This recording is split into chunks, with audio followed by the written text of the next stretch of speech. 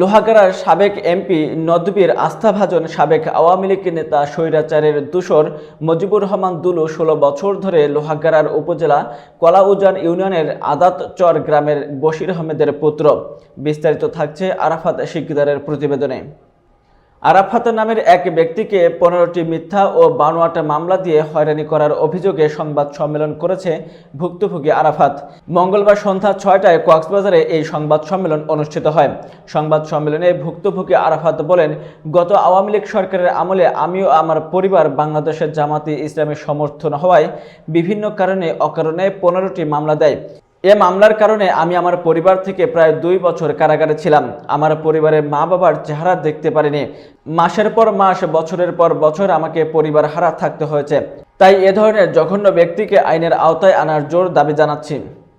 আমি এটাও বলতে চাই, বাংলাদেশ ইসলামী ছাত্র শিবিরের পক্ষে আমি কাজ করার জন্য কিন্তু আমি ৫ বার কারা নির্যাতিত হয়েছি। আমি ১৫টি মামলার আসামি হয়েছি। আমি ক্রস ফায়ারের আসামি হয়েছি, কিন্তু আমার বাপের সম্পদের জন্য না, আমি ইসলামী আন্দোলন করার জন্য। আমি বাংলাদেশ জামাত ইসলামের কাছে বিনীত অনুরোধ করব, যেই মুজিবুর রহমান দুলু সন্ত্রাস বাহিনী, তাকে কিন্তু সাংগঠনিকভাবে তার বিরুদ্ধে আইনানুগ ব্যবস্থা গ্রহণ করার জন্য কিন্তু আমি